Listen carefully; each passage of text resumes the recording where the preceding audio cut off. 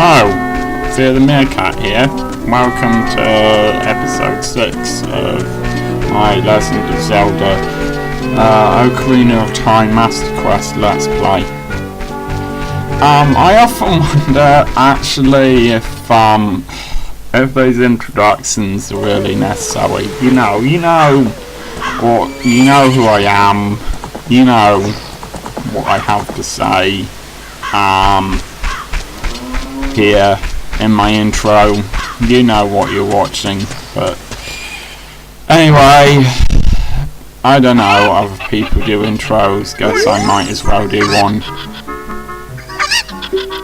So, as you can see, first thing you have to do is go back to Long Lance. Well, you don't have to do it, but I'm going to be taking care of some more side quests here.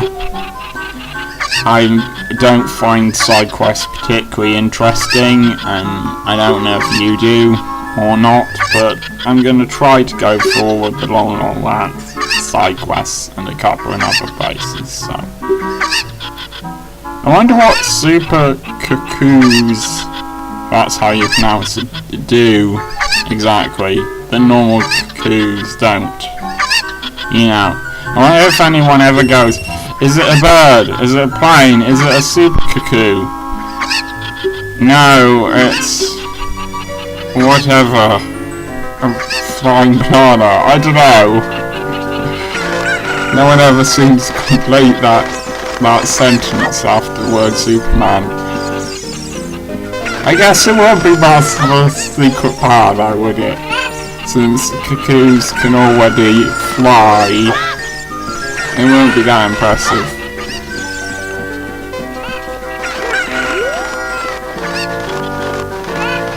Now, some people recommend with this game just putting them in a specific place, basically putting them in that sort of side area just to the right of Talon. You may have seen me doing that a minute ago, but that just takes too long because you need to take the cuckoo back to that area in order to fling it across there.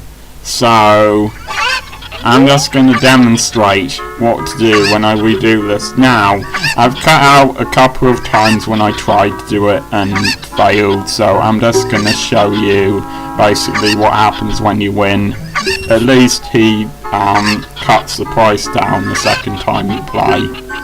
But anyway, what it's actually best to do is fling them in there, which works the same way, but it's actually much quicker to get to that bit of straw, I guess it is, because that's somewhere where you need to go anyway. That's where most of the cuckoos seem to conjugate anyway, so.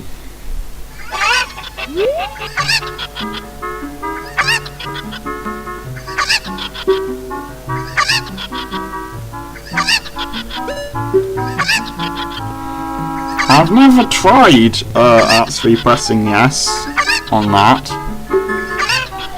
Maybe it says that's a nice idea, but you're too young for that. I don't know. Anyway, this milk's not that useful. It does restore your health, but the bottle is much more helpful.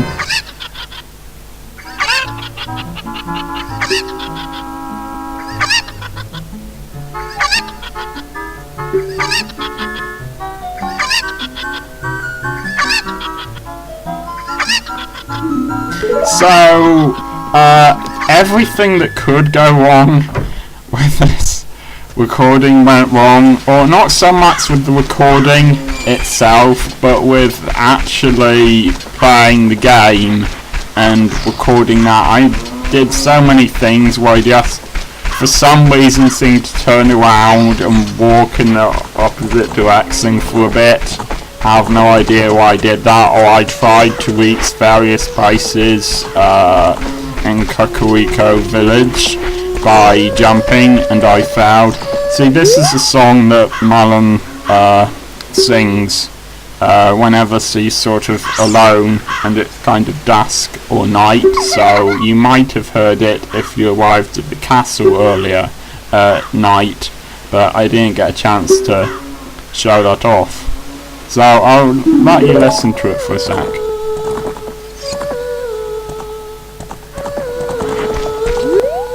I think it's very pleasant. I really like Malon. I don't know if I've mentioned that before. It's kind of hard to get her to notice that you have an ocarina and can actually play the song. I'm still not sure how to do it. I think you need to focus on her. You need to press the button for focusing on her, and then you need to take the ocarina out, but I think you need to talk to her a couple of times first. So anyway, yeah, there were lots of times during the recording when I just made mistakes, and I ended up with this 32-minute long recording, which I've now cut down to 21 minutes. But basically I've cut out a lot of stuff where you're not really seeing anything new, you're just seeing me trying things and failing 2 or 3 times.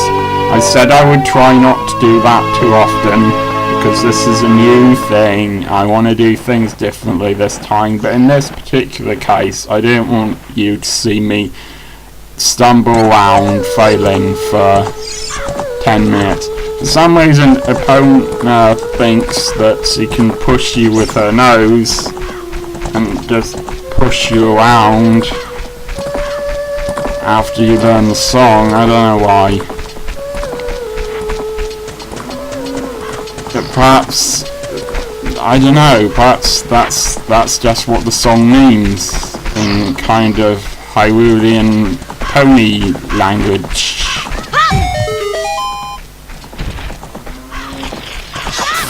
There are several Skulltulas here in Long Long Rants, but there's some of them you can't get yet. I'll be showing those off in a second. But yeah, see, this is a perfect example. I messed around a lot with that box, trying to get Skulltulas too high up for me to get to this point. I think there might be something you can do with glitzes, but I'm not going to show off the glitzes, because A, I'm not very good at them, and B, I don't want you playing it with glitzes. If you want to look them up, that's cool, that's up to you, but I know that a lot of people prefer to play the game sort of fair and square, normal way of doing it. I'm not saying it's unfair to do certain things, like, I'll admit, sometimes when I'm doing something really, really hard, I will use the magic of save files that you can't get with the normal version of the game, playing it on the N64. That was one of the Skulltulas there, just to show you where it is, but you can't get to it yet. You can destroy it, but you can't collect the token. Anyway, I sometimes use the magic of save files that you can save on your PC if you're playing an emulator to save where I wouldn't normally be able to save. So I'll admit I do that, and I may be a bit of a wimp for doing that. So I'm not saying if you don't want to take some shortcuts, that's fine. I'll be talking more about that and why I did things that way later. There's another Skulltula where you can't get the token yet. But I know that some people prefer to play the game without glitzes, so I'm just not going to show off the glitzes. And also, I completely suck at them. I am not good at controlling things, controlling my hands. I'm very uncoordinated, so kind of makes me bad at computer games in general, and very bad at glitches. Very bad at glitches. I don't know what that means. Anyway.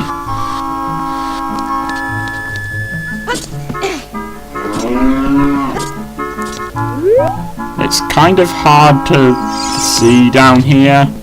You need sort of, you press the focus button, the button that lets you just see what's straight ahead of you, and then it will show a view of what Link's seeing from his eyes, rather than a view of looking down on top of him, which doesn't allow you to see that entrance.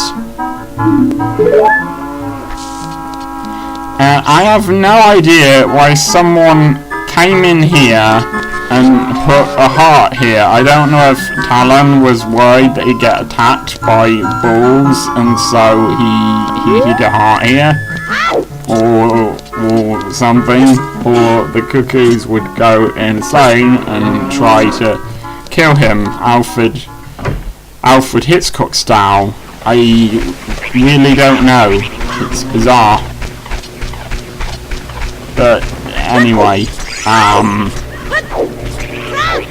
cut out a lot of places as well where I've just been running, because there's a lot of just walking and running around ground that we've already covered in this episode. There's a lot of times where I'm just moving from one place to another, and I've decided to in fact cut that out all of the time.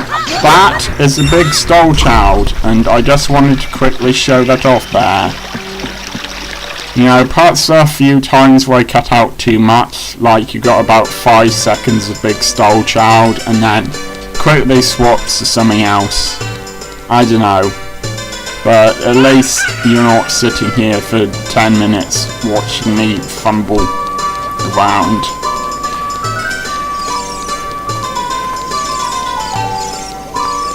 Anyway, in future episodes I'm going to be cutting out a lot of my sort of travelling. So yeah, just so I won't be spending 45 minutes doing this. For this game, the second time I tried it, I used save files very liberally.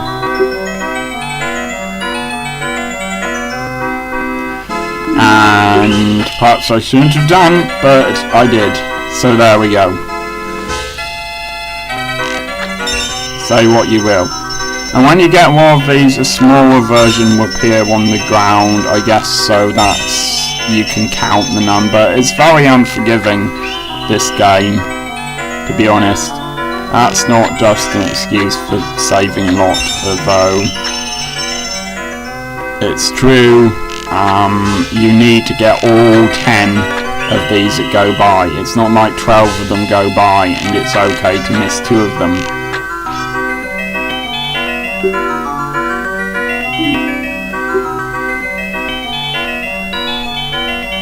So I've just cut the bit where I was trying to do it and just skipped forward to this bit, and this is what it looks like when you've succeeded.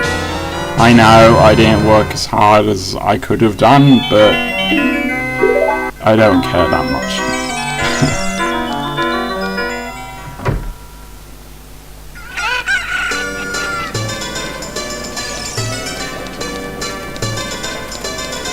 Those giant style children don't do anything to you, and the normal style children do, and they don't take longer to defeat or anything. It's still 2 hits. It's just that they're big.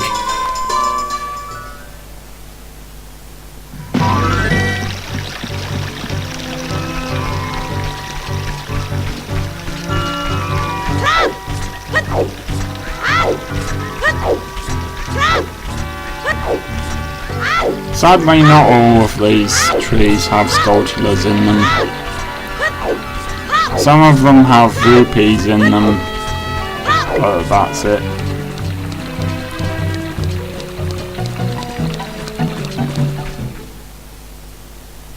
I could have shown off me trying half a dozen times to hit that tree, only for it to turn out they didn't have a sculpture in it, but I didn't.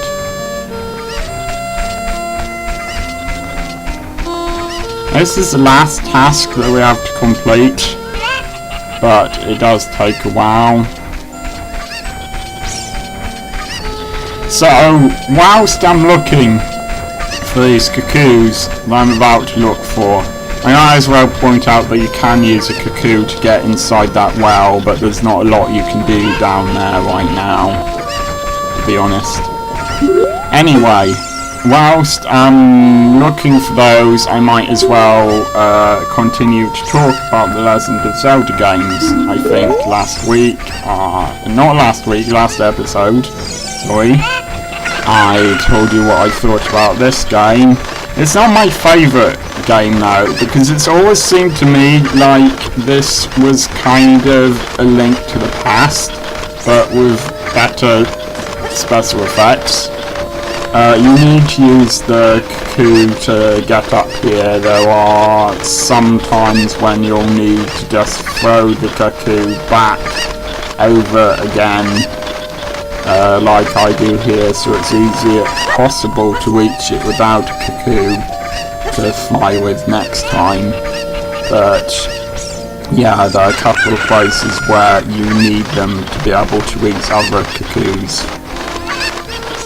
Anyway, it's always seemed to me that A Link to the Past had the same incredible sense of atmosphere. Not an identical atmosphere to this, but the same incredible sense of atmosphere and the same large collection of side quests that just add to what the world and the atmosphere of Hyrule is like. Another pretty similar plot as well. Evil Wizard captures Zelda, and you need to get a certain number of things to try to defeat him, but then he actually wins and manages to create the Dark World, which is a sort of evil version of what we've got here, of normal Hyrule. And then you need to go into a sort of second phase of the game, a bit like the adult phase. It's not one where you are an adult, but a different phase of the game, and then collect some more things, and then you can beat him forever. And there's even a Master Sword you can collect at the end of collecting the first few things, at the end of the first phase. So it's a similar plot to this. It's just the gimmick of child to adult and light world to dark world that's changed. Just watch what I'm doing with the cuckoos to find them. Normally if there's something in a box, either if there isn't a cuckoo, Navi will fly over to it, something that's hidden, and a green light will appear on the box. So that's how you find them.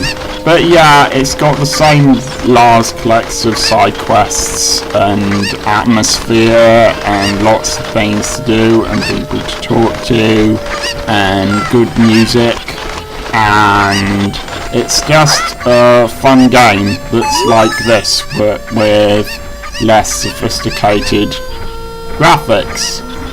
And the reason I suppose I like it slightly more than this is, firstly, it did most of these things before this game did it, but secondly as well, it's even more epic. And the thing about the light world versus the dark world, or the normal world versus the dark world on A Link to the Past, if you played the game, you know what I'm talking about. If you haven't, then please play it, because it is so cool, is that what happens in the light world affects the dark world, and what happens in the dark world affects the light world, or I think it's called the light world, it might be called the normal world, but these two worlds affect each other, so what you do in one changes physically what happens in the other, and I think that is just such a cool idea. It's like it already has the idea of parallel universes, which is cool enough on its own, but then what happens in one parallel universe affects the other one, and I just thought that was such an incredibly cool idea that they came up with, and they came up with it years and years before BioShock Infinity did it.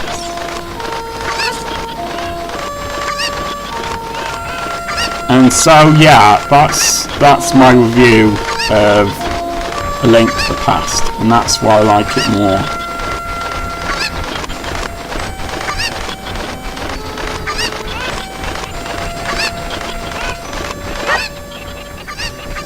One bird to go.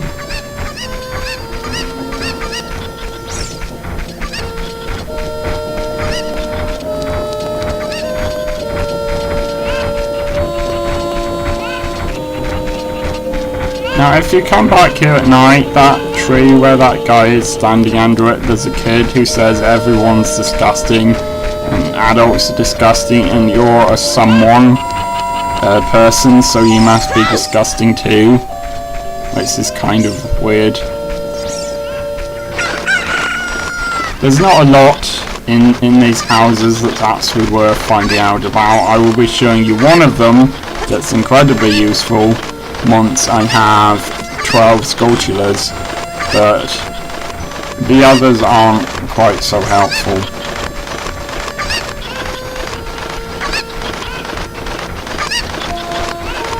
See, I just kind of wandered around, backwards and forwards for some reason. It's bizarre. Anyway, we're coming up to the end of this episode now. I might just let you sit back and enjoy it and shut up. So I will see you in the next episode.